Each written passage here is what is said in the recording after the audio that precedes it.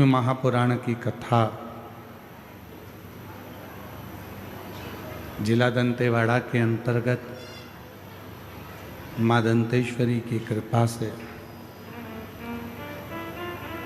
इस पवित्र क्षेत्र बस्तर में पहुंची है। सभी बस्तर वासियों को मेरी ओर से दंडवत प्रणाम है। नमन करता हूं आप सभी के पवित्र चरणों को। उसका कारण एक है कि ये पूरा जो बस्तर है, ये पूरा बस्तर मेरे शंकर भगवान की आराधना का केंद्र बिंदु है।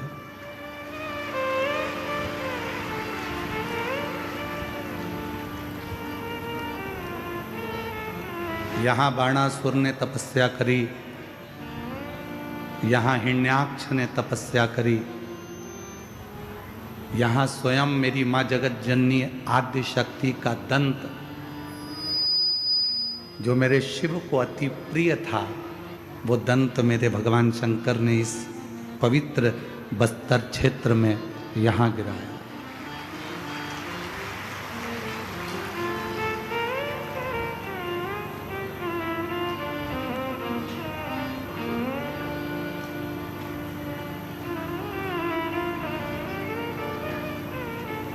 और वो शिव की उदारता से, भगवान शंकर की करुणा से, भगवान शिव की दया से आप और हमने ना जाने कौन सा पुण्य हमारे और आपके पूर्व जन्म का होगा जो इस पवित्र धरा पर बस्तर क्षेत्र में आपका जन्म हुआ। आप सब यहाँ निवास करें शिव की कृपा से। और बाबा भोलेनाथ जी हमको यहाँ माँ दंतेश्वरी माता को कथा श्रवण कराने के लिए निमंत्रण दिए और यहाँ आगमन हुआ और ये कथा प्रारंभ हुई। कथा के मुख्य यजमान तिवारी परिवार, स्वर्गीय अविनाश जी तिवारी, स्वर्गीय प्रमिला जी तिवारी, स्वर्गीय अश्वजीत जी तिवारी जी की स्मृति में श्री विजय प्रसाद जी, श्रीमती कमला, श्री अभिलाष जी, श्रीमती श्यामा, श्री अभिनव जी, श्रीमती शुभांगी जी, श्री सुशील जी, श्रीमती अरुणा जी, श्री अनु मेहर जी और श्री अभिजीत जी तिवारी गिदम छत्तीसगढ़ से हैं, जिन्होंने इस पवित्र कथा का दिव्य और भव्य आयोजन कराकर संपूर्ण बस्तर वासियों को बहुत खुशियां प्रदान करी है। मैं बहुत बहुत साधुवाद करता हूं संपूर्ण तिवारी परिवार का, जिन्होंने इस पवित्र कथा का लाभ स्वयं भी लिया और जनमानस को भी दिया।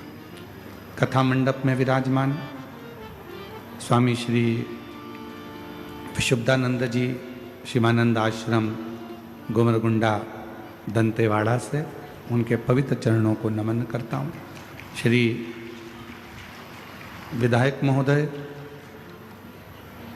दंतेवाड़ा विधानसभा क्षेत्र से श्री चेतराम अटामी जी, आपको भी प्रणाम करता हूँ, जो आपने अपने क्षेत्र में आगे रहकर इस कथा का बहुत दिव्यता और भव्यता के साथ में सहयोग प्रदान कर इस कथा को आयोजित करवाया। अब जिस क्षेत्र में कथा हो रही है, जिस क्षेत्र में आप और हम कथा का रसतत्व ग्रहण करने के लिए बैठे हैं,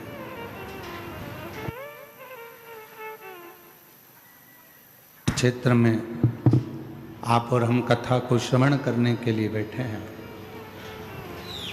ये मां दंतेश्वरी का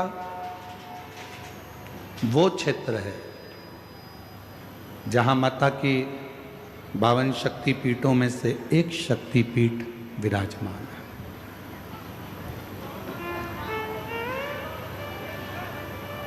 और आप सब जितने भी कथा को श्रवण करने के लिए बैठे हो, आप अपने आप को गौरवान्वित समझा करो।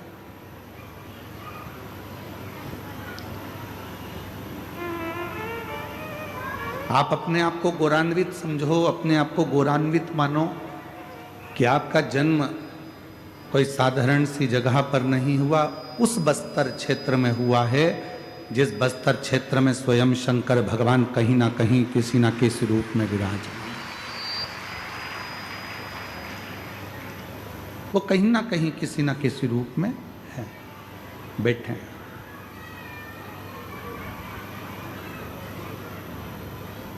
कोई उनको बूढ़ादेव महादेव कहता है, कोई उनको पाटदेव कहता है, कोई उनको आगादेव कहता है। जिसकी जो मर्जी हो, जिसका जो भाव हो, उस भाव से शिव को लोग पूछते हैं। शायद दुनिया में 2 पवित्र नदियां ऐसी हैं जिन नदियों के जल से शंकर भगवान का शिवलिंग प्रकट होता है।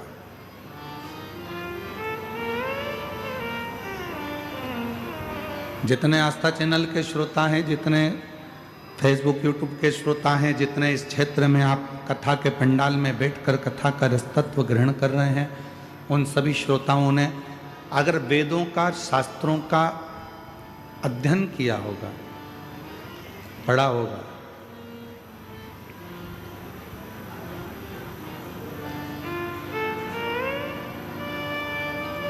भारत की भूमि की वो 2 पवित्र नदियां जिन नदियों का जल से शंकर का शिवलिंग प्रकट होता है, एक मां नर्मदा और एक मां इंद्राणी, जो आपके बस्तर क्षेत्र में ही बहकर निकलती है।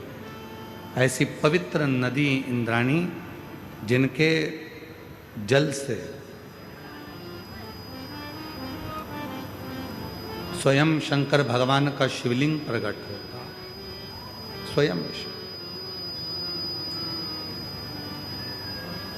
और आज कहने में पीछे नहीं हटेंगे, पूरे बस्तर की भूमि को यदि खोद कर देखा जाए, या पूरे बस्तर की भूमि को खोद लिया जाए, या पूरी बस्तर की भूमि के एक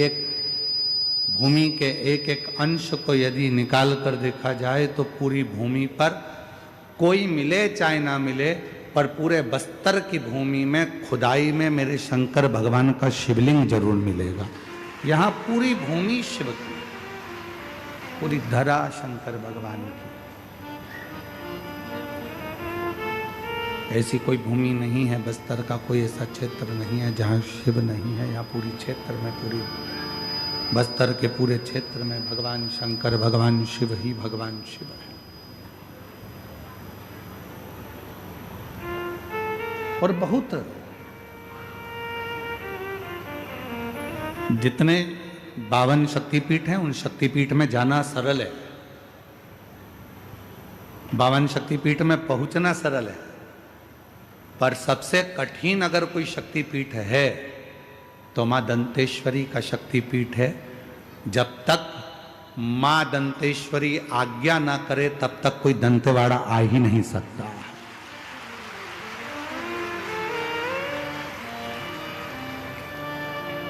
तो मेरा तिवारी परिवार से निवेदन है, अभी आप सोचना छोड़ देना कि कथा आप करा रहे हो, और ये भी मत सोचना आप भी अगर कोई लगे हो कथा में, सेवा कर रहे हो, चाकरी कर रहे हो, आराधना कर रहे हो, साधना कर रहे हो, व्यवस्था कर रहे हो, तो आप भी छोड़ देना कि कथा हम करा रहे हैं, हम मेहनत कर रहे हैं, हम खड़े हुए हैं। ना ना ना ना, ये कथा स्वयं मां दंतेश्वरी करा रही हैं, और ये कथा की आयोजक भी वही हैं, और इस कथा को करने वाली भी, और कराने वाली और सुनने वाली भी वही। आप और हम नहीं, ये उसी की देन है, उसी की कृपा है, उसी की करुणा है, उसी की दया है, उसके सिवा कोई नहीं कर सकता। ये वही कर रही है। माँ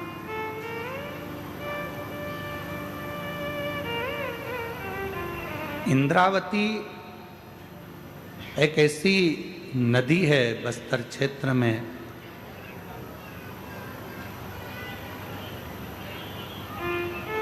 आप लोग तो आपके क्षेत्र की नदी को जानते ही होंगे, जिस नदी का जल पत्थर को भी शिवलिंग बना देता है, इंद्रावती। ये कोई शिव महापुराण की कथा कोई साधारण सी पुस्तक या साधारण सी कथा नहीं है जिसको आपने और हमने श्रवण कर लिया और अपना बस थोड़ा सा श्रवण करा, इस कान से सुना, इस कान से निकाल दिया, बचा कुचा था तो कपड़े में से झटकार कर कह दिया कि हम तो सुनकर आ गए। ये वो कथा नहीं, इसको वो कथा नहीं कह सकते। भगवान शंकर की ये वो पवित्र कथा, भगवान शिव की ये वो पवित्र शिव महापुराण की कथा है।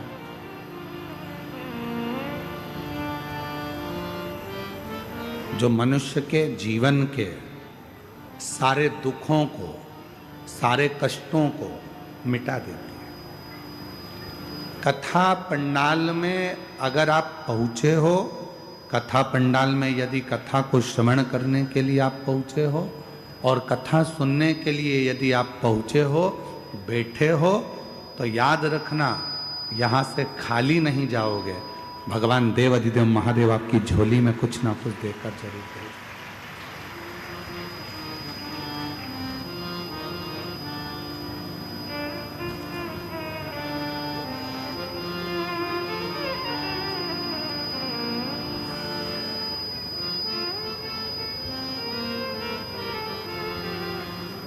मत कुछ कृपा करे।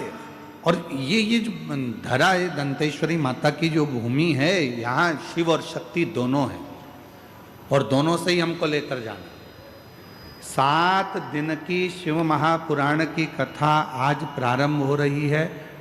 7 तारीख से 13 तारीख तक ये कथा चलेगी। 2 बजे से 5 बजे तक इस कथा का क्रम रहेगा। आरती हो तब तक बैठना है। आरती जैसे ही पूर्ण हो, खड़े हो, फिर वापिस से एक बार झुककर उस भूमि को नमन करना, उस भूमि की रज को, मिट्टी को अपने हृदय से लगाना और प्रणाम कर कर कहना, बाबा मेरा ये दुख है, इसको काट देना। हे माँ दंतेश्वरी, तेरी कृपा से आज भोले बाबा की ये पवित्र कथा यहाँ आई है। हे शिव शक्ति, हमारी तकलीफों को मिटा देना। उससे विनय कर कर जा। क्या देगा, कैसे देगा, कब देगा, क्या करुणा करेगा, ये उसके ऊपर निर्भर करता है। पर इतना विश्वास से जरूर कहते हैं कि 3 महीने के अंदर मेरा बाबा जो दिल से पंडाल के अंदर बैठकर कथा श्रवण कर लेता है, उसकी झोली भरता जरूर है, खाली नहीं है इसका, ये निश्चय।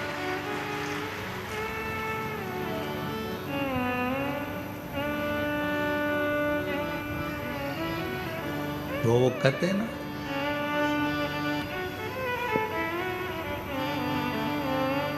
एक तू ही आधार सतगुरु, एक तुम ही आधार,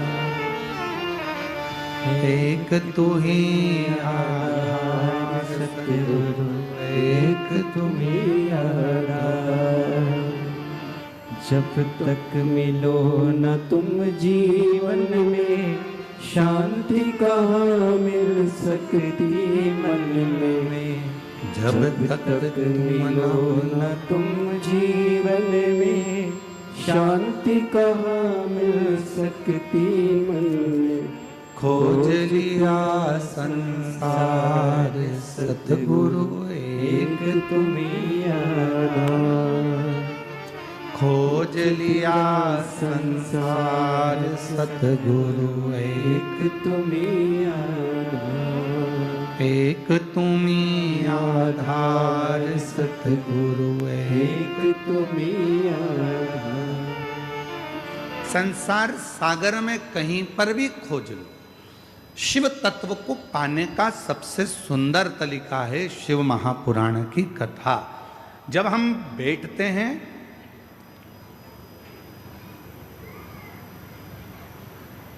गुरु महादेव के चरणों में, तो हमारे को यह ज्ञात हो जाता है कि शिव तत्व है क्या।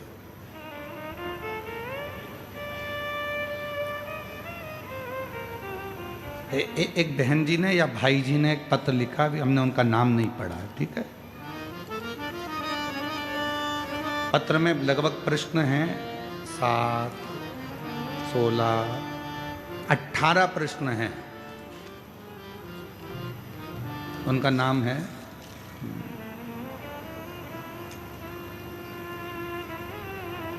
नाम नहीं है, ठीक है।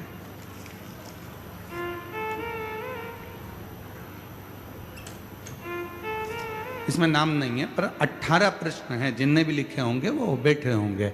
मैं उनको नमन करना चाहता हूँ। अगर कहीं बैठे हों तो उनको प्रणाम करता हूँ। कहीं पर बैठे हों तो हाथ हिला सकते हैं। 18 प्रश्न, और सभी प्रश्न बहुत सुंदर है। उसमें वो संकोच ना करें कि हमने पत्र लिख दिया है और गुरुजी उस पत्र पर कुछ बोलेंगे। ना ना, आपको प्रणाम है, आपके प्रश्न बहुत अच्छा है। उसमें एक प्रश्न आपने लिखा है, जब आयु 100 वर्ष की है, पत्र एलईडी पर दिख रहा है क्या? अच्छा, आप लोग एलईडी पर पत्र का प्रश्न नंबर है 4। जब आयु 100 वर्ष की है तो मनुष्य 100 वर्ष तक जी क्यों नहीं पाता? मोबाइल में डाटा 5G का है।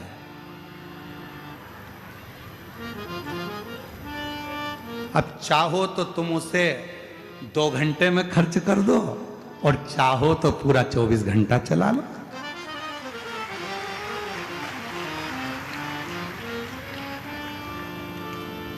निर्भर आप पर करता है, दूसरे पर नहीं। भगवान ने थोड़ी ना कहा था कि मोटरसाइकिल इतनी तेज चला, इतनी तेज चला, इतनी तेज चला ने बुड़ बुड़ बुड़ बुड़ बुड़ बुड़ और बो बुड़ जा। भगवान ने तो पूरी दी है। 21,600 श्वास प्रतिदिन निकल रही है। परमात्मा ने इतना अच्छा शरीर दिया है, पूरा डिपार्टमेंट अच्छा बनाया। 2 नेत्र दिए, नासिका दी, दंत दिए, हाथ दिए, पांव दिए, बुद्धि दी, सोचने के लिए अक्ल दी। उसके बाद भी तुझको मालूम है, रोज पुलिस वाले कहते हैं सीट बेल्ट लगा के रखो, हेलमेट लगा के रखो, और अगर वो रोक लेते हैं तो पुलिस वालों को बदनाम कर देते हो। उन्होंने तुम्हारी रसीद काट दी। फोन लगाते हो, मामा जी तुम हमारी इतने बड़े रिश्तेदार हो, तुम इतनी बड़ी पहुंच पे हो, और देखो जरा हमारा रसीद काट दिया, हेलमेट नहीं लगाया, हमारा रसीद काट दिया। पुलिस वाले का क्या जा रहा है? वो हेलमेट की रसीद इसलिए काट रहा है कि अगली बार तुझे सबक मिल जाए और हेलमेट लगा ले। और याद रखना, अभी तो छुड़ा देंगे पुलिस वाले से तेरे मामा, पर ऊपर एक और मामा बैठा है ना, जिस दिन पाड़ा लेके आएगा ना, निपटा के लेके चले जाएगा। फिर मत कहना कि कोई मामा साथ आएगा।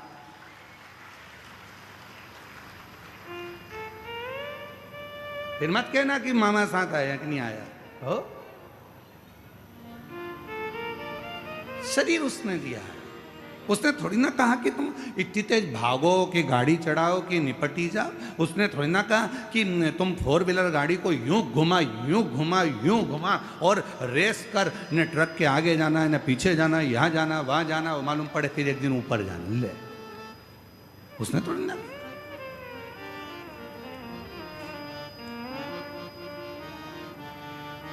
चौथे नंबर का प्रश्न है, जब आयु 100 वर्ष की है तो मनुष्य 100 वर्ष तक जी क्यों नहीं पाता? जी रहा है, कुछ लोग तो बड़ी आराम से जी रहा है, ऐसा भी नहीं है कि नहीं जी रहा। जिन्होंने व्यवस्थित जीवन को अपना बनाया है, योगा, प्राणायाम, भगवान का भजन, सात्विक भोजन, और किसी का दिल नहीं दुखाया है, अपनी जिंदगी मस्त होकर जो जिया है, वह आज भी 100 वर्ष तक जी रहा है। काय तिवारी जी, तुम्हारी उम्र कितनी है? तिवारी जी है 80। लो यहीं पे बैठे हैं, अब प्रैक्टिकल तो यहीं देख लो। 80 साल के हैं और अभी भी तंदुरुस्त, पूरे झुक के प्रणाम कर लिए महाराज जी को, और केला और नारियल अलग लिया है। अब सोचो 80 वर्ष के ये बैठे, और इनसे भी बराबर के, इनसे भी ऊपर के और बैठे होंगे। कौन नहीं जीता? अगर आप अपनी जिंदगी को सात्विक बनाओगे तो वो जीवन तुम्हारा अच्छा चलने वाला। और मालूम पड़े तुमने जिंदगी भर रो रो के, हे भगवान कौन सा पाप कर दिया, हे भगवान क्या कर दिया। कभी पड़ोसी के लिए जल जल के मरे जा रहा है, कभी इधर के लिए जल जल के मरे जा रहा है। पड़ोसी की यहाँ गाड़ी आई तो आधे कमजोर हो गए, दुबरे पतरे। रिश्तेदार पूछ रहे पहले तो अच्छी हो गई थी, आजकल दुबली क्यों हो गई। उसको क्या मालूम कि पड़ोसी का बेटा डॉक्टर बन गया, इसका बेटा ढोर बन गया। कौन समझाए? अब प्रश्न ऐसे दिए हैं, मैं इसका उत्तर पूरा का नहीं दूंगा, और दूंगा तो 18 प्रश्न में पूरी 7 दिन की कथा निकल जाएगी, पूरी 7 दिन। बोले फिर भी बीच बीच में जिन्होंने भी ये पत्र लिखा है उनको प्रणाम करता हूं। आपके 18 प्रश्न का उत्तर पूरी 7 दिन की शिव महापुराण में अवश्य देंगे। बीच बीच में इस प्रश्न का उत्तर देते रहेंगे, जिससे आपके 18 प्रश्न पूर्ण हो। 18 प्रश्न। 100 वर्ष का जीवन है, मनुष्य इतना कम क्यों जी रहा है? आपके पास में मोबाइल में बैलेंस है, तुम चाहो तो जल्दी खत्म कर दो, और तुम चाहो तो चला, महीने भर चला, कुछ क्या दिक्कत? कौन मना कर रहा? आपके ऊपर निर्भर करता है। जियो, बहुत कीमती शरीर मिला है, ये शरीर वापिस नहीं मिलने वाला है। मेरी जीजियों, मेरे जीजाओं और मां दंतेश्वरी के धाम में रहने वाली मेरी आद्य शक्तियों, और यहाँ पर विराजमान सभी मेरी बेटियों, बेटाओं, मेरी माताओं, मेरे बुजुर्ग, माता पिता तुल्य, आप सब विराजमान। बहुत कीमती शरीर।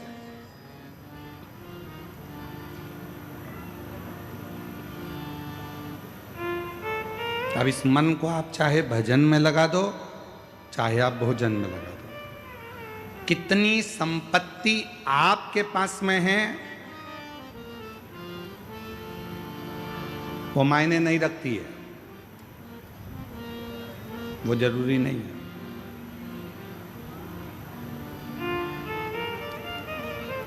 कितना पैसा तुम्हारे पास बढ़ गया वो मायने नहीं रखाता। आपके पास में कितनी प्रतिष्ठा है, कितनी इज्जत है, कितना वैभव है, कितना धन है, कितनी संपत्ति है, कितनी जमीन है, कितने तुम्हारे पास में वैभव है, कितनी गाड़ियां हैं, कितना धन है, कितनी संपत्ति है, वो मायने नहीं रखाता है। शिव महापुराण की कथा कहती है सबसे ज्यादा मायना रखाता है संपत्ति हो चाहे ना हो, गाड़ी हो चाहे ना हो, वैभव हो चाहे ना हो, चाहे तुम्हारे पास में जमीन हो चाहे ना हो, पर जिस जगह पर रह रहे हो और जिस अवस्था में रह रहे हो, तुम्हारे चेहरे पर स्माइल होना जरूरी है। बाकी के कुछ है कि नहीं है उससे मतलब कोई मतलब। तुम कितने, हमने कई लोगों को देखा, अभी एक हमने अखबार में पढ़ा था कुछ दिन पहले कि एक बड़े सारे संत ने खुद को मार लिया, सुसाइड कर लिया। क्यों? कारण क्या है? वैभव है, धन है, दौलत है, संपत्ति है, सत्ता है, सब कुछ है, पर व्यक्ति अंदर से खुश नहीं है।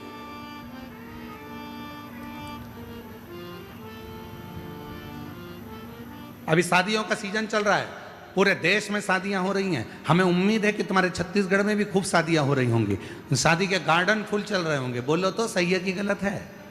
अरे जम के तो बोलो। खूब जोरदार माल निपटा रहे हो गए अभी तो तुम, गुलाब जामुन, गाजर का हलवा और खूब जोरदार ने अच्छे अच्छे आइटम खूब जोरदार ठेहुआ, टीका सब बढ़िया बढ़िया खा रहे होगे। पानी पतासा, छम्मक, लड्डू सब निपटा रहे होगे। शादियों का सीजन चल रहा है। लड़की को विदा करते हैं तो बेचारे दूल्हे से बार बार आकर कहते हैं हमारी बेटी को खुश रखना, हमारी बेटी को खुश रखना, हमारी बेटी को खुश रखना। फिर बच्चा भी हो जाए तो लोग कहने लगते हैं बेटी और बच्चे को खुश रखना, बेटी को खुश रखना। पूरे शादी में एक ऐसा नहीं मिला जो दूल्हे से जाकर कह दे भैया अब तुम्हारी शादी हो रही है, थोड़े खुश रह लेना, थोड़े से खुश रह, तुम्हारी शादी हो रही है, अब तुम्हारे चेहरे पर खुशी होना चाहिए। क्यों? पत्नी को जब खुश रख सकते हो जब तुम खुश रहोगे, बच्चों को तब खुश रख सकते हो जब तुम खुश रहोगे, और माता पिता को जब खुश रख सकते हो जब तुम खुश होगे। मालूम पड़े खुद का मुंह भगोने जैसा हो गया शादी के बाद, ऐसे हो गए जैसे बिना मांजा हुआ तवा। कितना ही मांज लो उसको हमेशा काला की काला ही रहता है।